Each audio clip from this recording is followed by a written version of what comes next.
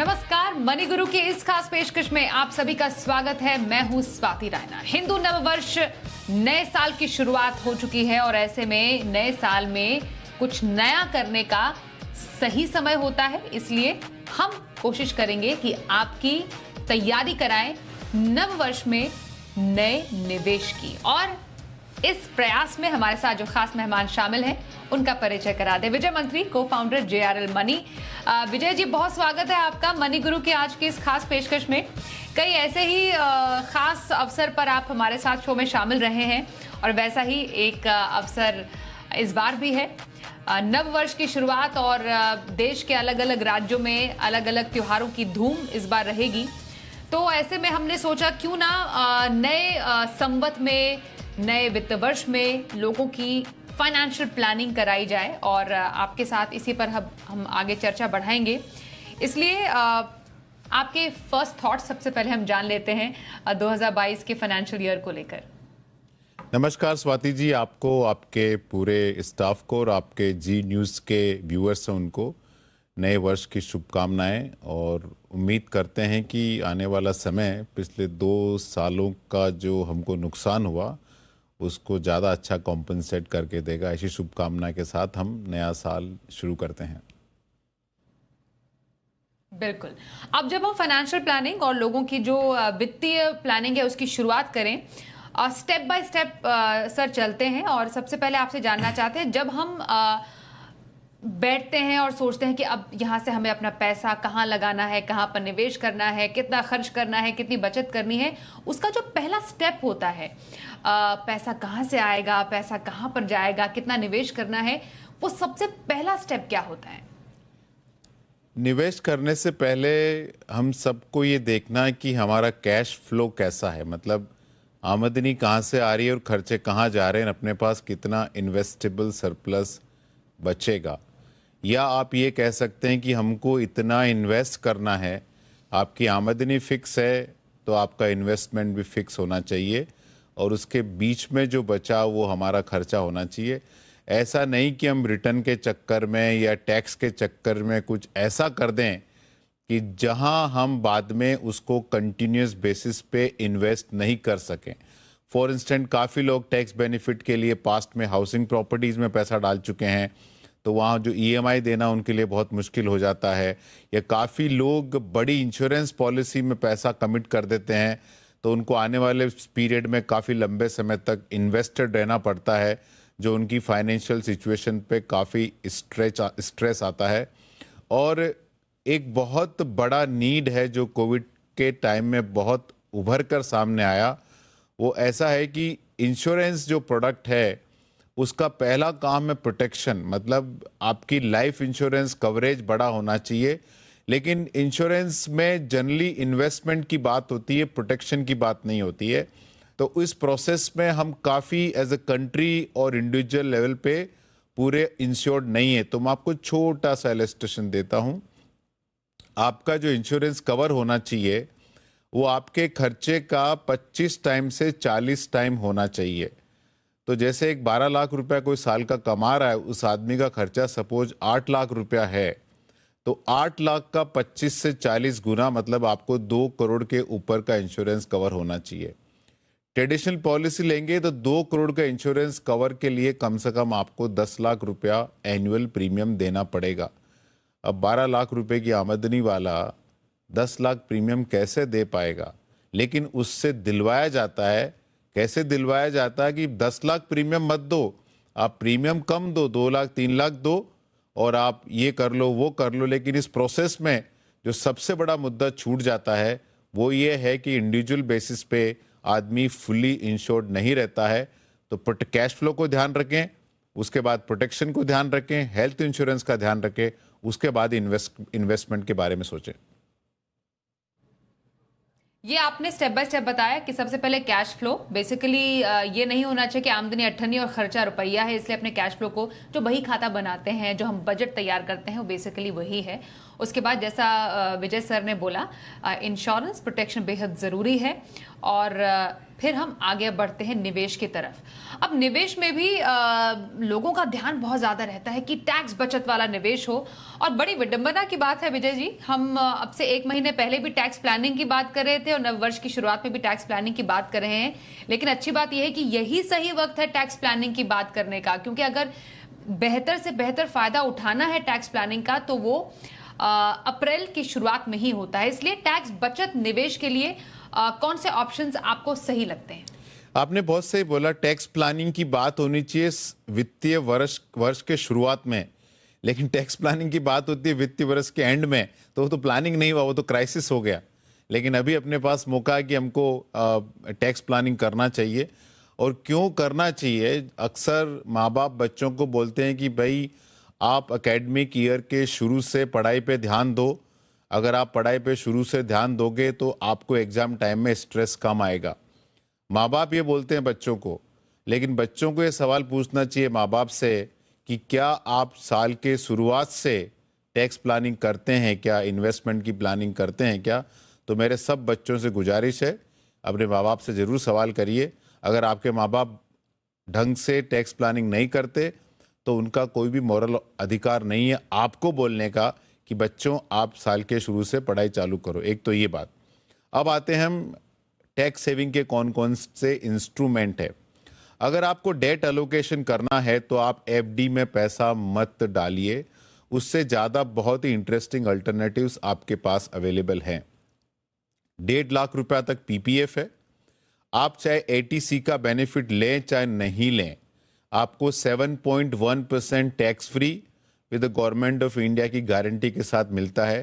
तो 1.5 लाख रुपया आपका पीपीएफ हो गया।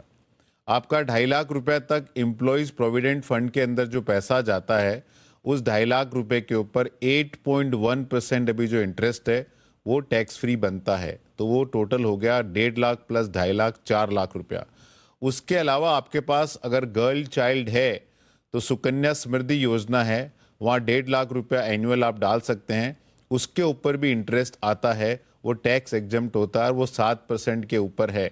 तो एक आम आदमी 1.5 प्लस 2.5, 4 प्लस 1.5, 5.5 लाख रुपया तक डेट अलोकेशन हर साल कर सकता है, और वो पैसा पे इंटरेस्ट भी टैक्स फ्री रहता है और सॉवरेन गारंटी के साथ होता है।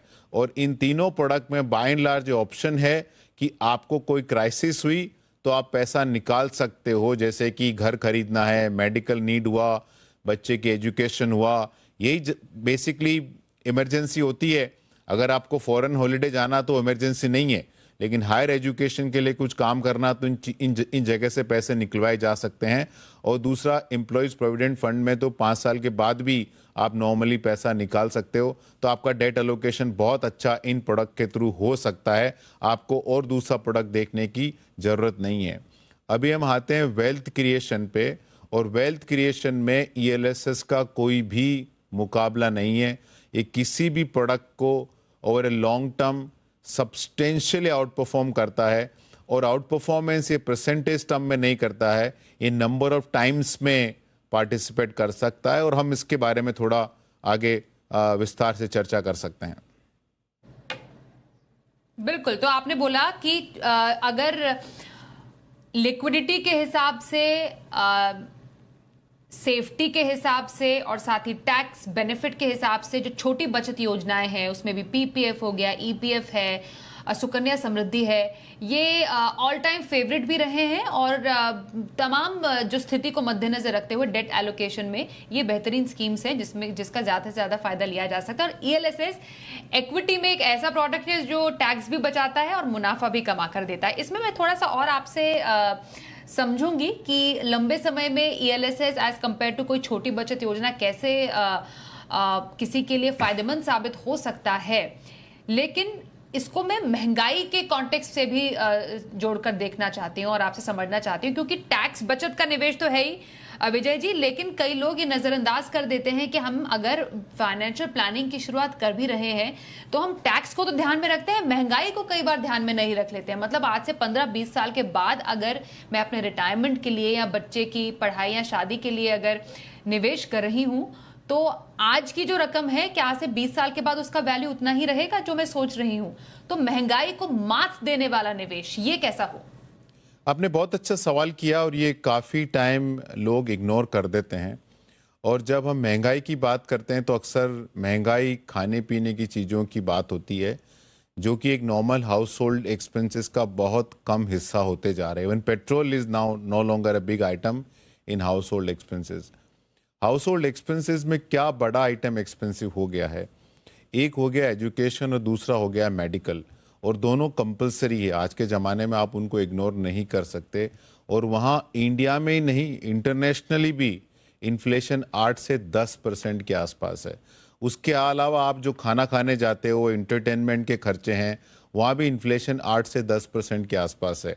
तो जो आप सरकारी आंकड़े या जो न्यूज़पेपर में जो आता है इन्फ्लेशन, वो एक्चुअली महंगाई नहीं है, महंगाई उससे बहुत ज़्यादा है। तो कोई भी इन्वेस्टमेंट प्रोडक्ट जो लंबे समय का है, अगर उसके अंदर जो ग्रोथ है, बढ़ोतरी है, वो महंगाई से कम है, तो एक्चुअली आपके पैसे का नुकसान हो रहा है। आपका पैसा नहीं बढ़ रहा है, लेकिन आपको लगता नहीं है वो हो रहा है। तो सबसे बड़ा रिस्क अपने पैसे पे है इन्फ्लेशन का, महंगाई का। और महंगाई को तोड़ करने का सबसे सस्ता और ढंग का उपाय है आप इक्विटी में इन्वेस्ट करें। क्यों ये उपाय है? महंगाई क्यों बढ़ती है? क्योंकि जिन चीज़ों को हम कंज्यूम करते हैं उनके दाम बढ़ते हैं। उनके दाम कौन बढ़ाता है? आप देखिए, आप सुबह उठते हैं, सबसे पहले टूथब्रश का इस्तेमाल करते हैं, पेस्ट का इस्तेमाल करते हैं, सॉप, डिटर्जेंट। तो ऑन एवरेज एक आदमी एक दिन में करीब करीब 150 से 160 लिस्टेड कंपनीज के प्रोडक्ट इस्तेमाल करता है। उनके दाम बढ़ रहे हैं। तो आप कैसे उनको बीट कर सकते हो? आप वो कर सकते हो कि जो बिजनेसमैन कर रहे हैं, कि उनके पास उस कंपनी का इक्विटी ओनरशिप है। आप म्यूचुअल फंड के द्वारा वही ओनरशिप खरीद सकते हो और इन्फ्लेशन को आराम से बीट कर सकते हो। और दूसरा देखिए, आप नवरात्रा की शुरुआत भी है, तो भस्मासुर हुआ। भस्मासुर को किसने पैदा किया? भस्मासुर को भगवान ने पैदा किया। और भस्मासुर को भगवान ने पैदा करके भस्मासुर खुद भगवान को मारने आया, तब देवी उनको बचाने के लिए आई। इसी प्रकार महंगाई एक भस्मासुर है जो हम ही क्रिएट करते हैं, और इक्विटी एक माँ देवी के रूप में है जो इस महंगाई को मार सकती है। तो आज नवरात्रा की शुरुआत है, फाइनेंशियल ईयर की शुरुआत है, तो आप इक्विटी को एक देवी माँ मान के चालू करिए, आपका बहुत अच्छा पैसा बनेगा। माँ दुर्गा की तरफ से आप शुरुआत करें, सरस्वती का साथ लें, ELSS अपनाएं, तो अपार लक्ष्मी आपके पास आने वाली है। ओके सर, अब आपने एएलएसएस का क्योंकि जिक्र छेड़ ही दिया और कहा कि अगर महंगाई को मात देना है तो इक्विटी प्रोडक्ट सबसे बेहतरीन और बेस्ट साबित हो सकता है। अगर हम इसको एक उदाहरण के जरिए समझे, मतलब एक मानिए पब्लिक प्रोविडेंट फंड है, क्योंकि वो भी एक लंबी अवधि का प्रोडक्ट है और बहुत ही लोगों का फेवरेट इन्वेस्टमेंट ऑप्शन है पीपीएफ, और वर्सेस ईएलएसएस। अगर किसी को समझाना हो कि ईएलएसएस और पीपीएफ में लंबी अवधि के लिए किसमें ज्यादा अच्छा पैसा बनेगा, तो वो किस उदाहरण के जरिए हो सकता है? तो सबसे पहले मैं बताना चाहता हूं कि जब आप पीपीएफ के अंदर पैसा डालते हैं तो आपको कोई रिस्क नहीं है, इन द सेंस कि आपको पैसा डाल रहे हैं वो सेफ है, गवर्नमेंट ऑफ इंडिया की गारंटी है, जो भी इंटरेस्ट रेट मिल रहा है वो अश्योर्ड इंटरेस्ट रेट मिल रहा है। हालांकि हर साल दर साल वो ऊपर नीचे होता रहता है, लेकिन कम से कम उतना तो मिलता, आपका प्रिंसिपल नहीं टूटता, आपको बहुत कंफर्ट होता है। इक्विटी मार्केट एक साल में 50% के ऊपर भी गिर सकता है, 3 साल में 30% नेगेटिव रह सकता है, 5 साल में भी फ्लैटिश रह सकता है, लेकिन जितना इक्विटी मार्केट खराब रहा उतना ही आपके लिए अच्छा है। और जब आप पीपीएफ से कंपैरिजन करते हैं तो आप पीपीएफ में हर साल पैसा डालते हैं। अगर आपने 10 साल के पीरियड में, 15 साल के पीरियड में हर साल पीपीएफ में 1.5 लाख रुपया डाला, तो 15 साल के पीरियड में आपने 22.5 लाख रुपया डाला, उसका वैल्यू 40 लाख हो गया। वही पैसा अगर आपने ईएलएसएस के अंदर डाला और उसका खाली आपने एसआईपी किया 12,500 रुपया पर मंथ का, तो उस पोर्टफोलियो का वैल्यू 48 लाख है और एवरेज परफॉर्मिंग स्कीम के अंदर है। ये तो हम खाली 15 साल का डेटा देख रहे हैं। अगर वही डेटा हम 20 साल का देखें तो 20 साल के पीरियड में हर साल आपने 1.5 लाख रुपया पीपीएफ में डाला, उसका वैल्यू हो गया 30 लाख रुपया। 30 लाख रुपया टोटल डाला, उसका वैल्यू हो गया 76 लाख रुपीज़ के आसपास। वही अगर आपने एसआईपी की 12,500 रुपये की, तो वो वैल्यू आपका हो गया 2 करोड़ रुपया। तो पीपीएफ के मुकाबले 20 साल में 3 गुना पैसा बना। लेकिन वही अगर हम डेटा 25 साल का, 26 साल का लें, तो ऑन एवरेज पीपीएफ के मुकाबले, जैसे आपने 25 साल का डेटा लिया, 25 साल में आपने 37.5 लाख रुपया पीपीएफ में डाला, उसका वैल्यू 1 करोड़ रुपए के ऊपर है। लेकिन वही पैसा एसआईपी के द्वारा एवरेज परफॉर्मिंग म्यूचुअल फंड में करीब 5 से 6 करोड़ रुपया बनता है। लेकिन एक बात जरूर ध्यान रखनी चाहिए कि 2006 में अगर आपने पीपीएफ में पैसा डालना, हर साल 1.5 लाख रुपया चालू किया डालना, 2009 तक 3 साल के पीरियड में आपने 4.5 लाख रुपया डाला, उसका वैल्यू सपोज 5.5 के आसपास है। उसी पीरियड में ईएलएसएस के अंदर जो आपने 4.5 लाख रुपया डाला हर साल, उसका वैल्यू हो सकता 3.5 लाख रुपया हो गया। तो पीपीएफ में 4.5 डाल के 5.5 है, ईएलएसएस में 4.5 डाल के 3.5 लाख रुपया है। तो आपको 2 लाख का नुकसान दिख रहा है। वो अगर आपने एक दफे 2 लाख का नुकसान सहन कर लिया, तो आप 20-25 साल के पीरियड में ये 2 लाख रुपया आपको 2 से 4 करोड़ रुपया ज्यादा बना के देगा। तो पीपीएफ में प्रेडिक्टेबिलिटी ऑफ रिटर्न है, इक्विटी में वोलेटिलिटी है, लेकिन वोलेटिलिटी आप काउंटर करें हर साल या एसआईपी के थ्रू, तो 20-25 साल के पीरियड में आपका इतना अच्छा पैसा बनेगा कि उसका हिसाब किताब ही नहीं। और हमने देखा इंडियन मार्केट में पिछले 15-20 सालों में और आने वाले समय के अंदर भी यही रहने वाला है। अब मैं आपसे जानना चाहती हूं, इक्विटी में नए फाइनेंशियल ईयर 2022 में निवेश की स्ट्रैटेजी क्या रहे? क्या तरीका आप इक्विटी में निवेश का अपनाने की इस बार सलाह देंगे? और कीपिंग इन माइंड हमने साल की शुरुआत में ही बहुत उतार चढ़ाव देखा है बाजार में, उसको ध्यान में रखते हुए अभी क्या तरीका हो? देखिए, जो हमने 2022 के 3 महीने में देखा वो कुछ उतार चढ़ाव नहीं है, एकदम बहुत ही नॉर्मल सा कहानी है। उतार चढ़ाव तो इक्विटी मार्केट में इससे बहुत ज़्यादा होते हैं, ये तो कुछ भी नहीं है, पहली बात। दूसरी बात, कौन से सेक्टर हमको बहुत अच्छे लगते हैं? तो एक हमको ऑटो सेक्टर बहुत अच्छा लगता है, क्योंकि वहाँ पे अगर आप निफ्टी का पी मल्टीपल देखें तो 25-26 है। आप उसमें मेटल्स निकाल दे तो मेटल्स निकाल दे तो निफ्टी का पी मल्टीपल 25-26 हो जाता है। ऑटो इंडस्ट्री 15-16 के पी मल्टीपल पे अवेलेबल है। हमको लगता है बहुत इंटरेस्टिंग स्पेस के अंदर है। दूसरा, बैंकिंग और फाइनेंशियल सर्विसेज स्पेस हमको बहुत अच्छा लगता है। हम कंटिन्यूसली पीएसयू इक्विटीज की तरफ काफ़ी हमको अट्रैक्टिव लग रहा है कि एक साइड आपकी एफडी 4% 5% है, वहीं पीएसयू इक्विटी शेयर्स 4% से 10% के आसपास डिविडेंड यील्ड दे रहे हैं।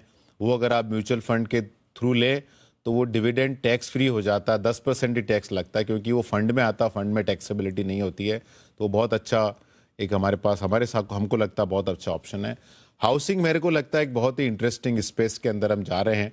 काफ़ी सालों की मंदी के बाद पिछले 1-2 सालों में हाउसिंग में काफ़ी तेज़ी है, लेकिन हमारा मानना है कि हाउसिंग के अंदर ट्रांजैक्शन बहुत होंगे।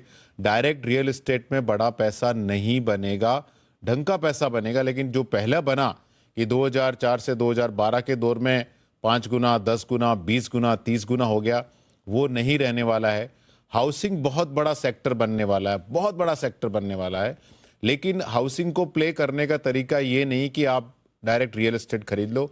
आप हाउसिंग को प्ले कर सकते हैं शेयर मार्केट के थ्रू, जहां आप फॉर इंस्टेंट अगर घर बनना है तो सबसे पहले डेवलपर्स होते हैं, फिर कंस्ट्रक्शन वाली कंपनीज होती है, फिर बिल्डिंग मटेरियल वाली कंपनीज होती है, कंज्यूमर इलेक्ट्रॉनिक्स कंपनीज होती है। तो पूरे हाउसिंग सेक्टर को आप इंडिया के 8-10 सेक्टर के द्वारा प्ले कर सकते हैं। तो अगर आपको सेक्टरल कॉल लेनी है तो auto, banking, housing looks very good to us. और अगर आपको ये कॉल नहीं लेनी है, म्यूचुअल फंड में हमको लगता है कि फ्लेक्सी कैप एक बहुत ही अच्छा ऑप्शन रहेगा, क्योंकि इस बाजार में मिड कैप चलेगा या लार्ज कैप चलेगा या स्मॉल कैप चलेगा, वो कॉल रिटेल इन्वेस्टर नहीं ले सकता। तो इस बाजार में पैसा मुझे लगता है फंड मैनेजर को देना चाहिए। वो डिसाइड करेंगे कितना परसेंटेज मिड में जाएगा, कितना स्मॉल में जाएगा, कितना लार्ज कैप में जाएगा। तो मेरे हिसाब से आप ये कर सकते हैं। बिल्कुल, कहां पर पैसा लगाना है ये बताया आपने विजय जी। अब ये बताइए कहां से सतर्क रहना है, क्योंकि ऐसी भी कई जगह हैं जहां से निवेशकों को थोड़ा दूर रहने की जरूरत है। देखिए, कोई भी तेजी आती है कोई प्रोडक्ट में तो सब छोड़ छाड़ के लोग लग जाते हैं। जैसे गोल्ड बढ़ने लगा तो गोल्ड में चले गए लोग बाग। उसी तरह रियल एस्टेट के अंदर ट्रांजैक्शन होने वाले, लेकिन रियल एस्टेट में आपने जो पुरानी मिस्टेक्स की है वो मिस्टेक वापस रिपीट नहीं करें। अननोन अनप्रोवन बिल्डर के पास नहीं जाएं। सस्ता माल दिख रहा है, उसका कोई रीजन है क्यों सस्ता माल दिख रहा है। तो आपको ट्रांजैक्शन करना है तो रेप्यूटेड बिल्डर के साथ ही करिए कि जिन्होंने इस डिफिकल्ट टाइम के अंदर भी डिलीवरी दी है। आपको रियल एस्टेट खेलना तो वो करिए।